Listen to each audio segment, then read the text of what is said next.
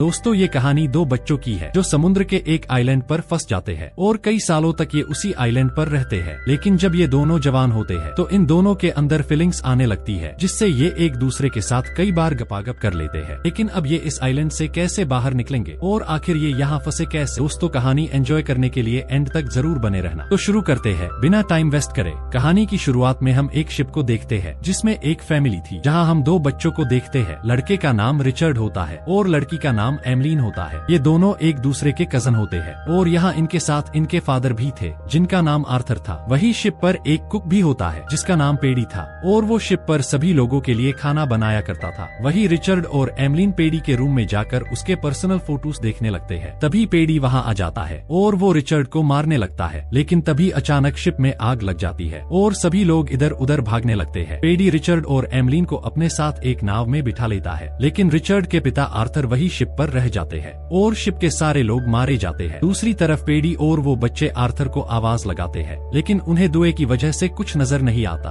और वो आगे निकल जाते हैं। लेकिन उन्हें सफर करते करते पूरी रात गुजर जाती है और अगली सुबह ये लोग एक आइलैंड के पास पहुंचते हैं। पेडी जब उस आइलैंड को देखता है तो बहुत खुश होता है और अपनी नाव को उस आइलैंड के पास लेकर जाता है। वहाँ जाकर जब ये देखते हैं तो इन्हें पता चलता है वहाँ वो सभी चीजें मौजूद थी जो इन्हें जिंदा रख सके, जैसे पीने के लिए पानी और खाने के लिए खाना। ये लोग इस आइलैंड पर आकर बहुत खुश थे क्योंकि पेडी को वहाँ शराब की बोतल भी मिल गई थी। वही रिचर्ड को वहाँ एक इंसानी खोपड़ी मिलती है जिसे वो पेडी को आकर बताता है। उसे देखकर पेडी समझ जाता है यहाँ उनके लिए खतरा है, इसलिए वो रिचर्ड और एमलीन को लेकर दूसरी जगह जाता है। लेकिन वहाँ एमलीन कुछ जहरीले बेर को खा लेती है, जिससे पेडी उसके ऊपर गुस्सा होता है और उसके मुंह से उन्हें निकालता है। वही रात के समय पेडी बैठकर शराब पी रहा होता है, तभी उसे आइलैंड के दूसरी तरफ से कुछ आवाजें आती है। पेडी जब वहाँ जाकर देखता है तो उसे पता चलता है कि वहाँ लोगों की बलि दी जाती है, जिससे पेडी डर जाता है और वापस बच्चों के पास जाकर उन्हें समझाने लगता है और उन्हें कहता है कि वो कभी भी आइलैंड के उस तरफ न जाए। उसके बाद पेडी इन बच्चों के साथ खेलने लगता है, लेकिन पेडी ने काफी ज्यादा शराब पी ली थी, इसलिए उसे नींद आ जाती है। वही अगली सुबह पेडी नहाने के लिए अपनी शराब की केन को लेकर पानी में जाता है, लेकिन वो पानी में डूब जाता है। वही जब बच्चों की आँख खुलती है तो वो पेडी को वहाँ नहीं देखते, इसलिए वो पेडी को ढूंढने लगते हैं, लेकिन उन्हें पता चलता है पेडी आइलैंड के दूसरी तरफ है। रिचर्ड और एमलीन पेडी के पास जाते हैं, लेकिन जब वो वहाँ जाकर देखते हैं तो उन्हें पता चलता है पेडी अब मर चुका है, जिसे देखकर वो बहुत ज्यादा डर जाते हैं क्योंकि अब वो उस आइलैंड पर अकेले रह गए। वही रात के समय जब ये दोनों बैठे होते हैं तो एमलीन रोते हुए रिचर्ड से कहती है, तुम मुझे यहाँ से कहीं दूर ले चलो, क्योंकि एमलीन पेडी की मौत से काफी डर चुकी थी और पेडी ही उनका आखिरी सहारा था। अगली सुबह ये लोग दूसरे आइलैंड पर जाने के लिए निकलते हैं और वहाँ पहुँचकर सबसे पहले ये लोग अपने रहने के लिए घर बनाते हैं और वहाँ कई साल बिताते हैं। और इन लोगों को पेडी ने आइलैंड पर सरवाइव करना पहले ही सिखा दिया था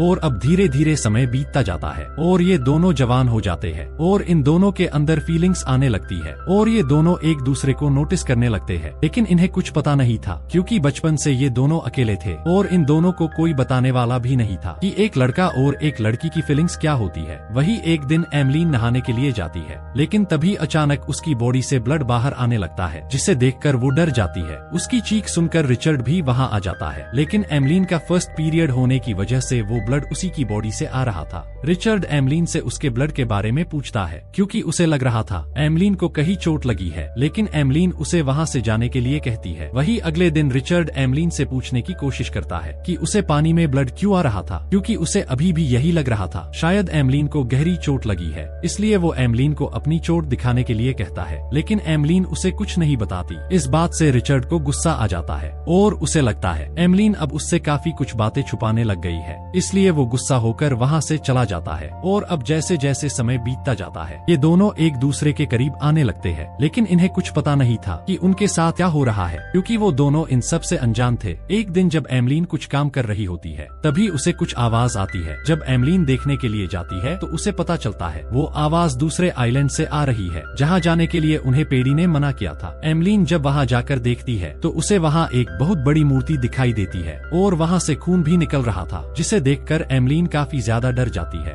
और दौड़कर रिचर्ड के पास आती है और वो रिचर्ड को उस मूर्ति के बारे में बताती है। लेकिन रिचर्ड एमलीन पर गुस्सा होता है क्योंकि पेडी ने उन्हें वहाँ जाने के लिए मना किया था और रिचर्ड और एमलीन ने वादा किया था कि वो वहाँ कभी नहीं जाएंगे, लेकिन एमलीन ने पेडी का वादा तोड़ दिया था। इसलिए रिचर्ड एमलीन पर गुस्सा होता है। वही रात के समय एमलीन सो रही होती है तो उसे एक सपना आता है जिसमें वो देखती है कि रिचर्ड पानी में डूब रहा है और वो मर चुका है, जिससे उसकी आंख खुल जाती है और वो काफी ज्यादा डर जाती है। तभी वहाँ रिचर्ड भी आ जाता है। एमलीन रिचर्ड से कहती है, तुम कभी मुझे छोड़ के मत जाना, मैं तुम्हें कभी खोना नहीं चाहती, और वो उसे किस लेती है। एमलीन के किस करते ही रिचर्ड के अरमान जग जाते हैं और वो उससे इंटीमेट होने की कोशिश करता है, लेकिन एमलीन को ये सब अच्छा नहीं लगता है और वो वहाँ से चली जाती है। अगले दिन वापस रिचर्ड एमलीन के पास जाता है और उसे छूने लगता है, लेकिन एमलीन उसे वहाँ से जाने के लिए कहती है। अगली सुबह जब रिचर्ड मछलियाँ पकड़ने के लिए जाता है तो एमलीन उससे बात करने की कोशिश करती है, लेकिन रिचर्ड गुस्सा होकर वहाँ से चला जाता है। एमलीन जब उससे बात करने के लिए उसके पीछे जाती है तो देखती है रिचर्ड पत्थरों के पीछे कुछ कर रहा होता है, लेकिन एमलीन समझ नहीं पाती वो क्या कर रहा है। जब वो रिचर्ड से पूछती है तो रिचर्ड उसके ऊपर गुस्सा होता है। अगले दिन जब रिचर्ड कुछ काम कर रहा होता है तो उसे समुद्र में एक शिप आता हुआ दिखाई देता है, तो वो दौड़कर उसे अपने पास बुलाने के लिए जाता है, क्योंकि उसने एक जगह बहुत सारी लकड़ियाँ इकट्ठी कर रखी थी ताकि वो जब उनमें आग लगाए तो शिप की नजर उनकर ऊपर पड़ सके। वही एमलीन भी उस शिप को देख लेती है, लेकिन वो लकड़ियों में आग लगा सकती थी, लेकिन वो ऐसा नहीं करती क्योंकि अब उसे यहाँ अच्छा लगने लगा था। रिचर्ड वहाँ पहुँचता उससे पहले शिप वहाँ से चला जाता है। इस बात को लेकर रिचर्ड एमलीन पर बहुत गुस्सा करता है और एक लकड़ी की नाव बनाकर अकेला ही वहाँ से जाने लगता है, लेकिन उसकी नाव ज्यादा मजबूत नहीं थी, इसलिए वो थोड़ी ही देर में पानी में डूब जाती है और रिचर्ड नीचे गिर जाता है। ये देखकर एमलीन उसके ऊपर हंसने लगती है और रिचर्ड का मजाक बनाने लगती है और उसे कहती है, मुझे पता है तुम उस दिन पत्थर के पीछे क्या कर रहे थे। रिचर्ड एमलीन से गुस्से में कहता है, मतलब तुम मुझे चुपके से देखती हो। तो एमिलन भी उसे कहती है, तुम भी तो मुझे बहुत बार बिना कपड़ों के छुप छुप कर देखा करते हो। ये सुनकर रिचर्ड को और भी ज्यादा गुस्सा आ जाता है और वो झोपड़ी के अंदर जाकर एमलीन का सारा सामान बाहर फेंकने लगता है और एमलीन से कहता है, ये घर मैंने बनाया है और अब मैं तुम्हें मेरे घर में नहीं रहने दूंगा। एमलीन भी अपना सामान लेकर वहाँ से चली जाती है। वही एक दिन जब बारिश हो रही होती है तो एमलीन एक जगह छुप कर बैठी होती है और वो दोनों एक दूसरे से अलग रहने लगते हैं। एक दिन एमलीन एक फूल लेकर उसी मूर्ति के पास जाती है क्योंकि अब उन्हें ही अपना गोड़ मानने लगी थी। जब वो वहाँ फूल रखकर वापस आ रही होती है तब गलती से एमलीन का पैर एक जहरीली मछली पर लग जाता है, जिससे वो जख्मी हो जाती है। वही कुछ दिनों बाद जब रिचर्ड एमलीन को देखता है तो उसे पता चलता है एमलीन की हालत बहुत ज्यादा खराब है। वो एमलीन से उसकी तबीयत के बारे में पूछता है तो एमलीन उसे बताती है उसका पैर गलती से एक जहरीली मछली पैर रखा गया था, जिससे उसका जहर मेरे अंदर फैल रहा है। एमलीन रिचर्ड से कहती है, मुझे मेरे गोड़ पास ले चलो।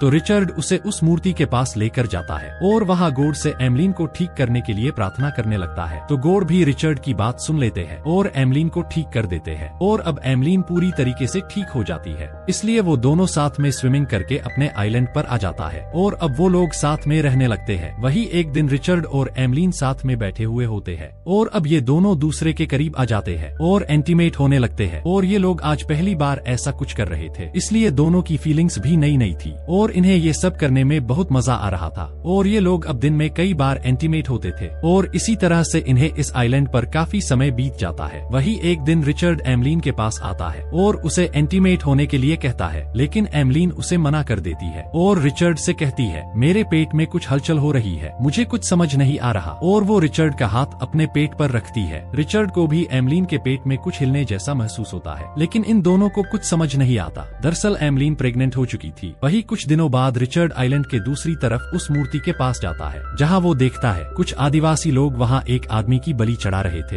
ये देखकर वो काफी ज्यादा डर जाता है, इसलिए वो वहाँ से भागता हुआ एमलीन के पास जाता है, लेकिन एमलीन के पेट में काफी दर्द हो रहा था, इसलिए वो जोर जोर से चिल्ला रही थी। रिचर्ड उसके पास जाकर उसकी मदद करने की कोशिश करता है, लेकिन वो कुछ नहीं कर पाता। एमलीन अब एक बच्चे को जन्म देती है। उस बच्चे को देखकर ये काफी खुश होते हैं और उसे अपने घर ले आते हैं, लेकिन उस बच्चे को भूख लगी होती है और वो रो रहा था। पर रिचर्ड और एमलीन को समझ नहीं आता वो उसे क्या खिलाए। इनको ये पता ही नहीं होता कि बच्चे को खाने की नहीं बल्कि माँ के दूध की जरूरत है। अब बच्चे को रोता देखकर एमलीन उसे अपने गले लगा लेता है, जिससे वो बच्चा खुद ही अपनी माँ का दूध पीने लगता है। और अब ये लोग इस बच्चे का नाम पेडी रखते हैं, क्योंकि ये लोग पेडी को बहुत मिस किया करते थे। अब ये लोग उस बच्चे के साथ काफी खुश रहने लगे थे और अब धीरे धीरे समय बीतता जाता है और वो बच्चा भी बड़ा होने लगा था। एक दिन जब रिचर्ड उस आइलैंड पर जाता है जहाँ वो पहले पेडी के साथ जाया करता था, जहाँ वो अपनी बचपन की चीजों को देखकर अपने बचपन को याद करने लगता है। वही इनका बेटा एक पेड़ के पास खड़ा होता है और उस पर लगी जहरीली बैल को अपने पास रख लेता है। एमलीन जब वापस अपने आइलैंड पर आने के लिए नाव में चढ़ती है तो उसके हाथ से नाव चालीन गिर जाता है, जिससे उसकी नाव आगे की तरफ जाने लगती है। वो जब रिचर्ड को आवाज लगाती है, जिससे रिचर्ड दौड़कर उसके पास आने लगता है, लेकिन रिचर्ड के पीछे एक शार्क आ रही होती है, इसलिए एमलीन दूसरा नाव चालीन उस शार्क के ऊपर फेंक कर मारती है,